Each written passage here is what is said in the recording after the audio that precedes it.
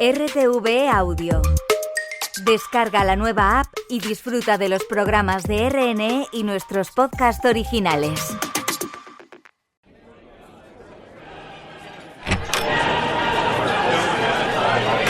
La Unión Europea es un club muy exclusivo, pero admite nuevos miembros. De 6 países fundadores ha pasado a 27 y aunque alguno se ha quedado por el camino, Brexit means Brexit. Muchos son los que quieren entrar. Algunos tienen intención de llamar a sus puertas, aunque todavía no lo han hecho. Otros llevan años e incluso décadas en la sala de espera. Quiero conocer cómo es este proceso, cómo puede un país entrar a formar parte de la Unión Europea y qué se siente cuando pasan los años y sigues en esa sala de espera, sin que te dejen entrar en el club. Para entenderlo he viajado a uno y otro lado de la frontera europea, al último país en entrar, Croacia, y a uno de los que todavía no lo ha hecho, Macedonia del Norte, uno de los 8 países candidatos. Soy Paula García Viana, periodista de Radio Nacional, y creo que esto merece una explicación. Cuando un Estado quiere unirse al Club de los 27, tiene que cumplir una serie de requisitos. Es un proceso largo y muy exhaustivo, pero se puede lograr. Es el caso de Croacia, que lo consiguió en 2013 tras una década de negociaciones.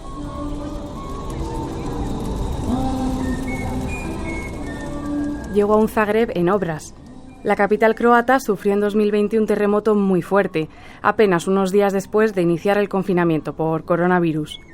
Ese mismo año, en diciembre, cuando empezó un nuevo confinamiento por un repunte en los casos, otro terremoto sacudió la ciudad. Lo que aquí teníamos fueron 2 ciudades, divididas por una frontera. Catarina habla a varios turistas españoles, uno de los grupos con los que hace de guía habitualmente. La verdad es que contar en apenas 2 horas la historia de este país, sobre todo la reciente, es complicado. Pero ella lo hace con un ejemplo muy claro. Van a imaginar que yo nací en la Plaza de San Marcos. Una persona de Zagreb que hubiese vivido durante 80 años en esa ciudad, durante el siglo XX, habría vivido en 5 países distintos. En mis 80 años de vida, yo nunca me moví de la Plaza de San Marcos y sin moverme, en mis 80 años, 5 países, 5 pasaportes. Ella no llega a los 30 años, pero ha vivido una guerra. Y recuerda cómo, cuando su país se independizó en los 90, uno de los puntos más importantes en la agenda nacional era unirse a la entonces Comunidad Económica Europea, aunque los ciudadanos tenían dudas. La gente tuvo, creo que, miedo, porque dijeron en el último siglo, cada vez que nos unimos, bueno, nos ha pasado tan bien que, bueno, ahora no queremos más de esto, pero al final está bien. Al final sí. Eso sí, la entrada en la Unión también se celebró y mucho.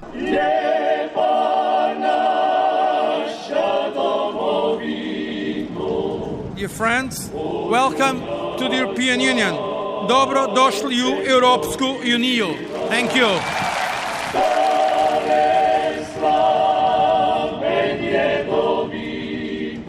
That was the year that I was in Erasmus, and I actually just came. Marko trabaja en el Ministerio de Asuntos Sociales croata.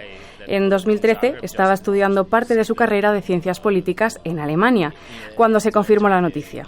Y aunque volvió a su país para unirse a la celebración, recuerda que la gente estaba algo enfadada por lo largo del proceso. Because the whole process of enrolling Croatia in the EU was long for 9 years. Todo el proceso de meter a Croacia en la Unión Europea fue tan largo, de unos 9 años, la gente no estaba tan contenta como los políticos probablemente pensaban que estarían. Recuerdo que la gente dijo, bueno, por fin, pero podría haber pasado antes. Serjan, que es politólogo y ahora trabaja para una empresa española, también recuerda el momento de la adhesión. Cree que mucha gente comenzó ilusionada con el proyecto europeo, pero ahora lo ven con un poco más de escepticismo. Mucha gente tenía mucha ilusión de entrar a la Unidad Europea porque aquí siempre mirábamos a los países de Unidad Europea como países muy desarrollados. Queríamos ser parte de la familia. Pero también tengo que decir que ahora, después de, digamos, 10 años de estar en la Unidad Europea, mucha gente cree o le da la sensación de el sueño europeo no es lo que estaban pensando que iba a ser.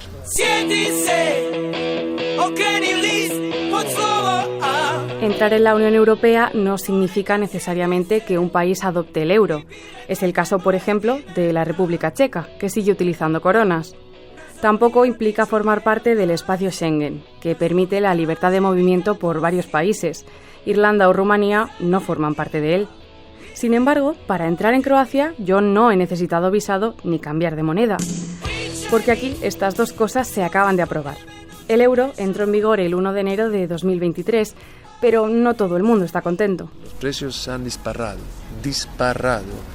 Que yo te digo un ejemplo de mi vida, que en una panadería ahí en la esquina, que teníamos, no sé cómo se llama en español, es como un pan pequeño, así pequeño con sal, que antes costaba en euros, eso diría como 30 céntimos, 2 cunas y media, 30 céntimos, ahora cuesta 1 euro. Subió muchísimo, sobre todo en los últimos 6 meses.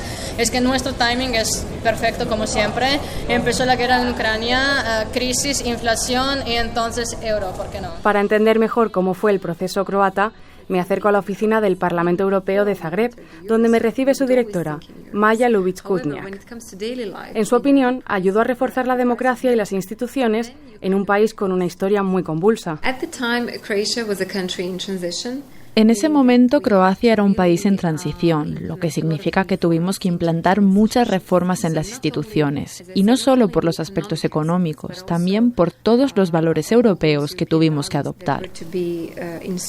Aún así, dice que el objetivo estaba claro: unirse a la Unión Europea. Para entender la experiencia croata, tenemos que saber que había un consenso total en que este era el camino a seguir. Era el objetivo estratégico a largo plazo de Croacia como país, y durante todo el proceso de negociaciones, Croacia nunca tuvo un partido antieuropeísta en el Parlamento. Realmente, los líderes del Estado y las instituciones mostraron un compromiso pleno. Para entender Croacia, añade Sergen, también hay que entender su cultura democrática. Le pregunto si hay interés por la política en su país. Yo creo que sí, pero acaba en las cafeterías y en los bares. Nada, se habla ahí tomando una cervecita. Todos son los más inteligentes, todos saben cómo resolver todos los problemas del mundo, todos son más generales, más presidentes. Pero nada, se acaba la cerveza y ven que no tienen para la otra y se van para casa. Es lo mismo que cree Katarina, que resume la cultura política de Croacia en una frase: vamos a ver. Puede ser, creo que después de todo lo que aquí nos pasó, la gente te va a decir que cuando preguntas si estamos preocupados, la gente te va a decir que no. Entonces la gente dice, si lo puedo cambiar, entonces no hace falta preocuparte porque lo puedes cambiar, y si no lo puedes cambiar, entonces no hace falta preocuparte porque no vas a hacer nada preocupándote. Así que no, vamos a ver. Esto es lo nuestro, vamos a ver.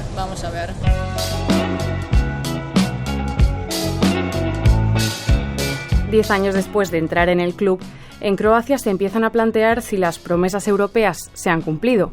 Mientras en Europa crece la desilusión, hay 8 estados que están deseando llegar a Bruselas. Son los países candidatos: Turquía, Macedonia del Norte, Montenegro, Serbia, Albania, Moldavia, Ucrania y Bosnia y Herzegovina. Pero, ¿qué implica ser un candidato? ¿Cómo pueden estos países llegar a formar parte de la Unión Europea? Pues mira, el primer paso es que un país envía la solicitud. Lo explica Ana Pisonero, portavoz de la Comisión Europea. Aquí se hace un examen muy a fondo del país. ¿Cuál es su situación actual en cuanto a numerosos temas? No vale con ser una democracia para entrar en el club de los 27. Hay que cumplir una serie de requisitos. Básicamente, pues son los criterios de Copenhague, los famosos criterios de Copenhague que se decidieron en el Consejo Europeo celebrado en Copenhague en 1993 y que luego se vieron subsiguientemente reforzados en el Consejo de Madrid en 1995. Se dividen en 3 bloques: políticos, económicos y del llamado acervo comunitario. Se necesita que las instituciones puedan garantizar la democracia, el Estado de Derecho, el respeto a los derechos humanos y la protección a las minorías. También es importante la economía, ya que aunque un país no forme parte del euro, tiene que tener un mercado fuerte para encajar en Europa. Y finalmente tiene que ser capaz de hacer frente a la cambiante legislación europea e implementarla. O sea, el proceso de adhesión lo que sirve es para preparar, garantizar en un primer momento que los países cumplen toda la legislación de la Unión Europea, pero también muy importante que tienen la capacidad para aplicarla, porque son los Estados miembros los que aplican las normas. Cuando un país comienza a negociar con la Unión, se analizan una serie de temas, llamados capítulos. Son 33, y van desde la política alimentaria hasta la sanitaria, pasando por el transporte, la educación y el sistema judicial. Cuando se está en este proceso y Europa considera que un país no cumple alguno de los puntos, es imposible que se complete su adhesión. Los expertos de la Unión realizan una serie de recomendaciones específicas en ese campo, y hasta que no se ha alcanzado el estándar de la Comisión, no se cierra ese capítulo. Finalmente, los Estados miembros deciden si un país ha cumplido los requisitos. Tienen que votar a favor todos. Sin unanimidad, no hay adhesión. También vota el Parlamento Europeo y, si todo sale bien, se firma un tratado de adhesión. Se tiene que tener en cuenta la capacidad de absorción que tiene la Unión Europea. Esto es un elemento también importante que va, de hecho, en beneficio propio de las dos partes. Actualmente, el país que más tiempo lleva en el proceso es Turquía, que desde 1999 tiene el estatus de candidato y lleva con las negociaciones abiertas desde 2005. Sin embargo, no avanzan desde el 18, cuando la Unión consideró que los pasos hacia atrás en materia de democracia habían alejado al país del Club de los 27.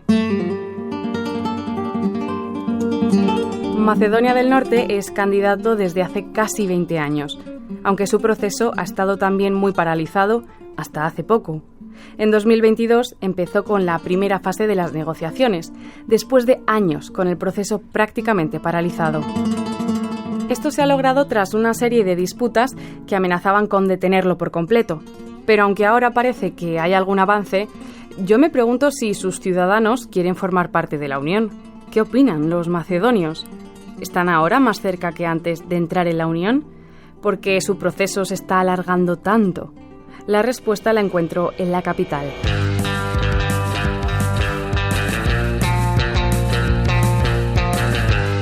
Skopje, la capital de Macedonia del Norte, me recibe así.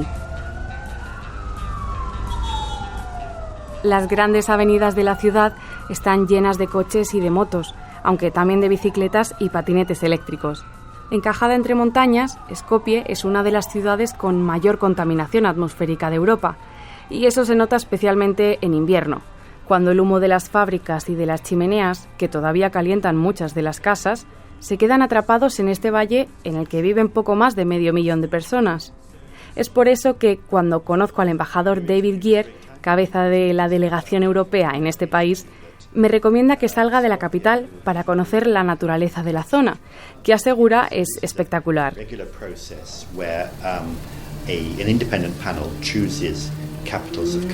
También me anima a que vuelva en 2028, porque apenas media hora antes de nuestra entrevista, Skopje ha sido nombrada Capital Europea de la Cultura para ese año, así que la delegación está de celebración. En Croacia veíamos que el consenso político a inicios de la década pasada fue uno de los factores más importantes en el impulso del proceso de adhesión, y el embajador cree que esto puede ser un buen ejemplo para Macedonia del Norte. Porque aquí, aunque hay en general una opinión favorable en el sector político, no se materializa en acciones reales. Lo vimos en Croacia, donde tuvieron gobiernos y políticas muy diferentes, pero que fueron capaces de colaborar para implementar la agenda de la Unión Europea y unirse tan pronto como fuera posible. Y creo que eso es lo más importante que tenemos que ver en este país.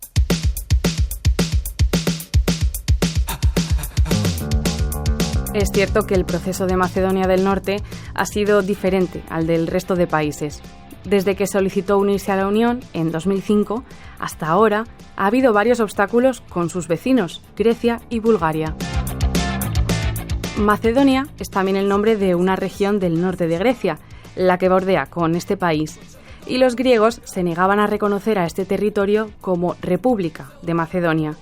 En 1993 pasó a llamarse Antigua República Yugoslava de Macedonia, pero las disputas no finalizaron hasta 2018, cuando Skopje decidió en un referéndum pasar a llamarse República de Macedonia del Norte. Que videme República Severna Macedonia, Con Bulgaria el conflicto es más reciente. El país con el que comparte frontera por el este bloqueó su camino por diferencias históricas y culturales. Bulgaria está en la Unión Europea desde 2007 y en 2020 ejerció su derecho al veto para no permitir que Skopje empezase las negociaciones. If North Macedonia, the parliament, is able to take the necessary steps, it would lead to the opening of accession negotiations. 2 años después, en 2022, el Parlamento búlgaro levantó el veto con condiciones, como la obligación de que Skopje incluya a la minoría étnica búlgara en su constitución y que a su vez Sofía no tenga que reconocer la lengua macedonia. La herida política puede estar más cerrada, pero estos 2 sucesos han hecho mella en los macedonios. Hay una ciudad más allá de la contaminación. Skopje en verano es un lugar muy activo. La gente se reúne en la calle hasta altas horas de la noche y los bares y cafeterías están siempre llenos de familias y de gente joven. En la terraza de una de esas cafeterías, con la música a todo volumen, me reúno con Blasen y Anelilla, 2 jóvenes que participaron juntos en proyectos de la Unión Europea hace años y que todavía trabajan en entornos internacionales, aunque ahora sí desde su ciudad natal. Anelia Mitrova. And my name is Blasen Malest. Anelilla habla español y aunque Blasen no, los 3 nos entendemos en una mezcla de los 3 idiomas. Les pregunto por el referéndum sobre el cambio de nombre y me explican que solo votó 1/3 de la población, una participación bajísima. Eso sí, dicen, hay matices. Con el referéndum creo que hay un problema que desde fuera no se ve, y es que las listas electorales aquí, en Macedonia del Norte, no se habían depurado borrando a las personas que han emigrado. La sociedad entendió que este era el acuerdo que teníamos y estábamos convencidos de que no conseguiríamos uno mejor, y por eso salimos y votamos. Tomamos la difícil decisión de cambiar nuestro nombre, pero entonces empezaron los problemas. Esos problemas se pueden reducir a una palabra: insatisfacción. Es lo mismo que me cuenta Yasmina. Cambiamos el nombre. Yo personalmente dije, vale, es el mal menor. Sí, entramos en la OTAN. Pero después, nadie. Europa pasó de nosotros y de repente salieron los búlgaros. Ahora no existe la lengua, ahora no existe el pueblo, ahora tenéis que cambiar la Constitución. Ella dirige una escuela de español en la capital, donde enseña el idioma a varios macedonios, y es allí donde me cuenta su experiencia, en una de sus clases con los alumnos avanzados de castellano, que también acceden a explicarme su punto de vista. Creo que ahora estamos más lejos para entrar que hace 20 años. ¿Sí? ¿Pensáis todos que estáis ahora más lejos? Sí. Hace 20 años sí se veía posible una unión relativamente rápida a Europa. Pero, ¿qué ha cambiado? Trata de explicarlo Alexander, que se dedica a enseñar su país a los turistas españoles y latinoamericanos, y cree que la opinión general en torno a la Unión Europea ha empeorado bastante en estos últimos años. La gente quería y todavía quiere entrar en la Unión Europea, pero algo se cambió en este proceso de 20 años porque tenemos que hacer muchos cambios o concesiones, y eso es el gran factor que cambió un poco la opinión. Otra cosa es que estamos esperando muchos años. Me recuerdo cuando recibimos el estatus de candidato para la Unión Europea, tenía solo 2 años, pero hubo una celebración en la Plaza Nacional y todos fueron muy entusiásticos para toda la situación. Pero ahora, después de 20 años, cuando tengo 31 años, ya no estoy tan entusiasta. Anelilla recuerda esta celebración, pero reconoce que ya no tiene tanta esperanza en una adhesión a corto plazo, y tampoco la ve en los jóvenes con los que trabaja. Ellos se sienten, no sé cómo decir, se sienten como que no tienen un futuro estable aquí. Y por todo lo que pasó con el veto de Bulgaria, con el cambio del nombre, los jóvenes se quieren escapar y abandonar el país porque eso es la única salida para ellos. Y eso es algo que me me hace mucha tristeza. Y eso sí hace la mayoría de los macedonios que se sientan como atacados por todas las partes, que todo el tiempo alguien le pide algo. Y eso también se basa también en la historia que la hemos estudiado, porque Macedonia siempre fue repartida entre otros estados antes, entre Serbia, Bulgaria, Grecia. Ahora son las condiciones que pueden despertar también el nacionalismo dormido. El apoyo a la adhesión a la Unión Europea se está reduciendo poco a poco porque han pasado 20 años. Hemos estado en la sala de espera. Tuvimos un bloqueo por parte de Grecia, lo solucionamos y cambiamos nuestro nombre. Pero entonces recibimos otro bloqueo. Por supuesto que, formando parte de la familia europea, tenemos que lidiar con problemas bilaterales, pero no creo que la gente aquí sienta que es justo someter a tanta presión a un país relativamente pequeño. Teniendo todo esto en cuenta y viendo la desilusión en el país, ¿creen los macedonios a día de hoy que llegarán a formar parte de la Unión Europea? Creo que hay demasiadas cosas que los otros países pedir de nosotros. Por eso creo que no vamos a entrar. Pero no me importa, no me preocupa con la política y con todo eso. Yo soy muy activista y quería sacar adelante a mi país.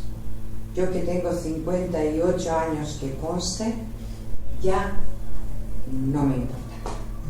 Y se me pone la piel de gallina porque es mi país, es mi lengua, es mi pueblo, adoro a mi lengua, adoro a mi pueblo, pero lo que hace la política, los países del alrededor hicieron un mal gusto y dentro del pueblo, y lo que hace la Unión Europea. El proceso de Macedonia del Norte para entrar en la Unión Europea sigue adelante, aunque crezca el descontento entre sus ciudadanos. A día de hoy es imposible intentar predecir cuánto tardará o si llegará a término, como en Croacia. Para poder avistar el futuro de la Unión Europea, es imprescindible que miremos hacia esta región, que de momento permanece en la sala de espera. Esto merece una explicación es un podcast del equipo de audio digital de RTV Noticias. El montaje es de Juan Luis Martín y yo soy Paula García Viana. Ya estamos trabajando en el próximo capítulo, así que hasta pronto.